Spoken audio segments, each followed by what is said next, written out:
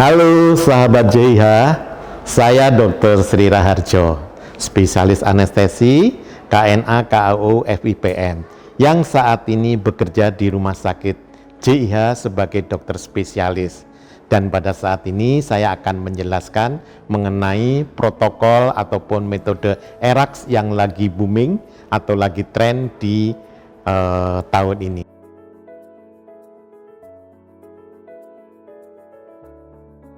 Jadi pertanyaan pertama itu ERAX ya.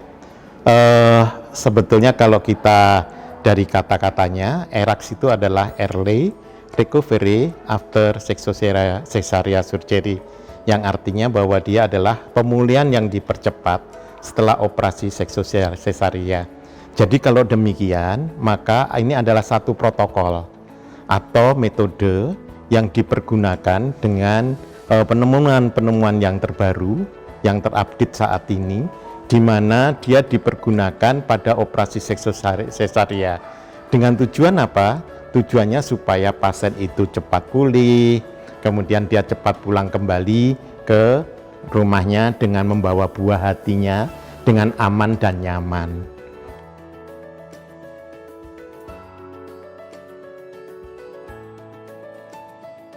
Ya, jadi begini ceritanya itu. Memang ada perbedaan antara ERAC dan konvensional SE. Yang dimaksudkan bagaimana? Jadi keberhasilan dari satu operasi SE itu sangat tergantung dari tim. Kemudian beberapa literasi ilmiah, bukti ilmiah, dan pengalaman klinis itu menunjukkan teknik-teknik untuk SE itu bervariasi, sehingga didapatkan satu teknik yang lebih baik. Dan ini diimplementasikan kepada teknologi yang sekarang yang dikenal sebagai ERAX. Oleh karena itu, keunggulan ERAX tentunya adalah yang pertama, dia adalah cepatnya pemulihan, cepatnya penyembuhan, kemudian ada kedekatan antara ibu dan bayi yang kita inisiasi dengan inisiasi menyusui dini. Kemudian adalah rendahnya untuk terjadinya kejadian mual dan muntah.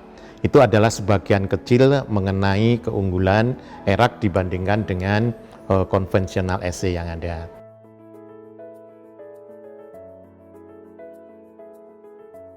Sebetulnya itu adalah satu hal yang bisa dilakukan ya. Jadi misalnya pada saat SE yang pertama dia menggunakan metodologi ERAX, kemudian SE yang kedua dia menggunakan metodologi ERAX, itu adalah diizinkan untuk hal itu untuk dilakukan. Karena mengingat sebetulnya adalah ini justru adalah untuk memperbaiki kondisi ibu pasien. Jadi kalau misalnya SE yang pertama ERAX, SE yang kedua ERAX, tentunya dalam ini kualitas of life-nya dari ibu lebih baik dibandingkan kalau tidak direncanakan dengan ERAX. Jadi intinya adalah diizinkan untuk hal tersebut.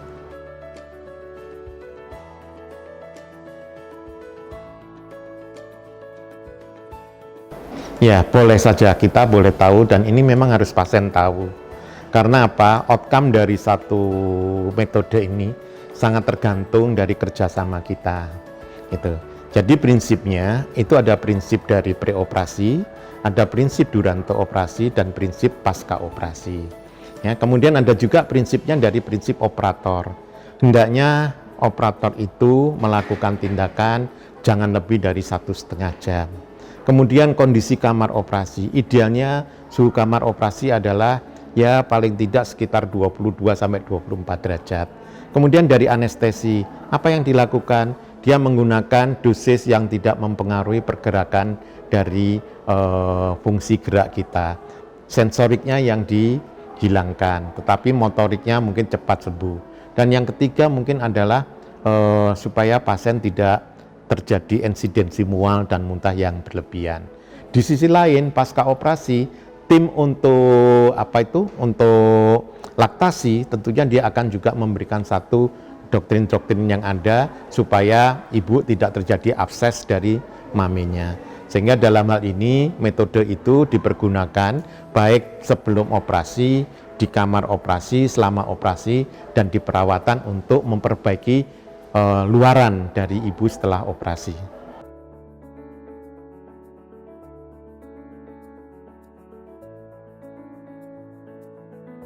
Sebetulnya ERAS itu adalah satu modifikasi dari ERAS. ERAS itu adalah Early Recovery After Surgery, artinya setelah pembedahan secara umum. Yang ini metode ini dilakukan pada operasi gastrointestinal atau operasi saluran pencernaan. Itu. Dari situ ternyata outcome-nya itu baik. Gitu. Kemudian kalau kita lihat operasi SC yang terdahulu itu bermacam-macam. Pertama kali SC itu dirawat bisa sampai seminggu. Tuh, di rumah sakit dirawat dengan beberapa komplikasi-komplikasi yang ada, misalnya komplikasi saluran kemih, kemudian ada komplikasi yang lain, misalnya adalah mual dan muntah yang cukup tinggi, kemudian menggigil, kemudian dia tirah baring yang cukup lama, dan dia tidak bisa melakukan aktivitas yang sesegera mungkin. Ini. Jadi kalau demikian kita bandingkan, sekarang kita tidak, kalau kita mau pakai ERAS, 2 jam itu pasien sudah harus mulai mobilisasi. Kemudian diharapkan 4 jam itu sudah bisa duduk. Gitu. Ya. Kemudian lagi 24 jam sampai 48 jam itu pasien dimungkinkan atau diizinkan untuk pulang. Tidak saja ibunya, tetapi juga bayinya. Bayinya secara rutin dilakukan satu latihan untuk laktasi, sehingga kedekatan antara ibu dan bayi itu akan lebih dekat.